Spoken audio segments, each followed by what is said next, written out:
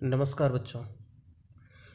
आज हम पढ़ रहे हैं शिक्षा निदेशालय राष्ट्रीय राजधानी क्षेत्र दिल्ली द्वारा प्रतिदिन भेजे जाने वाली वर्कशीट नंबर 75 विषय हमारा हिंदी।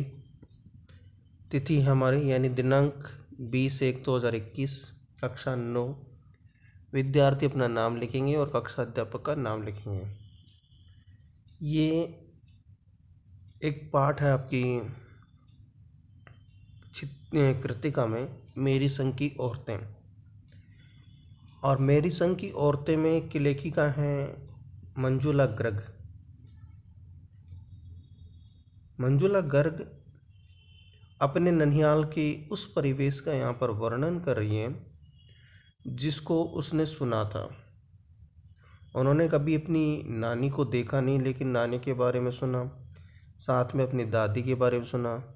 तो वो यहाँ पर वर्णन कर रही है और अपने घर की किसी एक ऐसी घटना का वर्णन कर रही है जो उनके सामने हुआ है। सबसे पहले हम इसको पढ़ लेते हैं। एक गद्यांश से गद्यांश को पढ़ने के उपरांत हम उसके प्रश्नों को उत्तर दे पाएंगे। हुआ यूँ था कि किसी की शादी के सिलसिले में नुक्कड़ की हवेली के तमाम मर्द बारात में दूसरे गांव गए हुए थे। औरतें सज धज कर जगराता मना रही थीं। नाचने, गाने और ढोलक की थाप के शोर में नामी चोर कब सेंध लगा करके हवेली में घुसा, किसी को खबर न हुई। पर चोर था बड़ा बदकिस्मत। जिस कमरे में घुसा उसमें माजी सोई हुई थी। औरतों के शोर से बचने को वे अपना कमरा छोड़कर दूसरे में जा सोई थी। चोर बेचारा तमाम जुग राफियाँ दिमाग में बिठलाकर उतरा था। उसे क्या पता था कि इतनी बड़ी बूढ़ी पुरखिन जगह बदल लेगी। खैर, बुढ़ापे की नींद ठहरी। चोर के दबे पाँव की आहट से ही आंखें खुल गई। दादी जी बोल रही हैं। कौन? माँ जी ने इम्तिनान से पूछा। अब उसका आंसर चोर दे रहा है। जी मैं। चोर ने युगों से चली आ रही पारंपरिक असंगत जवाब दिया। अभी तक ऐसी कोई घटना नहीं आई कि किसी घर में चोर गया और चोर को पूछा, चोर कौन? तो उसने कहा कि जी मैं चोर। तो ये पहली ऐसी घटना थी जो अप्रासंगिक थी, यानी प्रसंग से बाहर थी। उसके उपरांत जो दादी जी का प्रश्न था, दादी जी कह रही हैं पानी पिला। माँ जी ने कहा जी मैं। चोर झिझक कर रह गया। तब तक माँ जी बिस्तर में बारंबार टटोल कर देख चुकी थी। लोटा खाली था। ऐसा कर, उन्होंने कहा, यह लोटा ले और कुएं से पानी भर ला। पर देख, कपड़ा कसकर के बांधे रखियो और तरीके से छानियो। चोर घबरा गया। अंधेरे में उन्होंने कैसे जाना कि उसके मुंह पर कपड़ा बंधा है और कमर में भांग। भगवान से उनके तार जुड़े होने की खबर उसे थी, पर बुढ़िया भांग भी छानती होगी एकदम यकीनन न हुआ। इसी में कुछ हैरान और परेशान हो उठा। जल्दी कर भाई।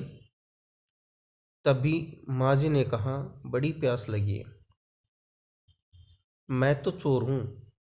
मारे घबराहट और धर्म संकट के चोर ने सच कह गया। अब पहला प्रश्न हमारे यहाँ पर स्टार्ट होता है कि किसी को चोर के सेंध लगाकर हवेली में घुसने की खबर क्यों नहीं हुई। क्यों? क्योंकि गांव के सारे मर्द किसी प्रोग्राम में, एक शादी में गए हुए थे और औरतें जगराता कर रही थी। इस कारण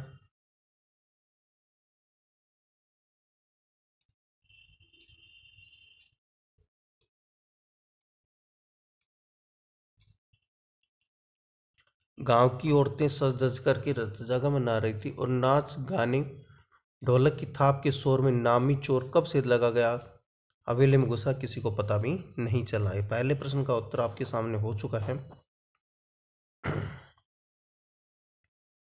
चलिए अब चलते हम दूसरे प्रश्न के आंसर की ओर। लेखिका ने चोर को बदकिस्मत क्यों कहा? क्योंकि आज तक पहली बार ऐसा हुआ है कि कोई चोर किसी घर में घुसा और किसी ने उसको पहचान लिया हो। तीसरे प्रश्न के उत्तर में इस गद्यांश और पाठ के आधार पर लेखिका की माँ के व्यक्तित्व की क्या क्या विशेषताएं उभर कर आती हैं, लिखिए। इस आपको इस गद्यांश में से उनके व्यक्तित्व के बारे में बताना है कि उनका व्यक्तित्व कैसा रहा है, यानी सजग, बुजुर्ग, विवेकशील, समझदार, कर्तव्यपरायण और उसके साथ साथ मानवता से भरपूर। ये उनकी व्यक्तित्व की विशेषता हैं जो आपको लिखनी है। प्रश्न नंबर 4, चोर क्यों घबरा गए? क्योंकि दादी जी ने पहचान लिया था। अब फाइनल क्वेश्चन है, लेखिका ने माझी और चोर के बीच में संवाद को बहुत रोचक रूप से यहाँ रखा है। आप भी इस बातचीत को आगे बढ़ाते हुए एक रोचक संवाद लिखें कि आगे क्या हुआ। इन 2 लाइनों के बाद में आपको बहुत सारी लाइनें लिखनी है और एक संवाद बनाना है जिसमें क्या हुआ होगा। ये सारा विवरण आपको अपने विवेक से लिखना है। धन्यवाद बच्चों।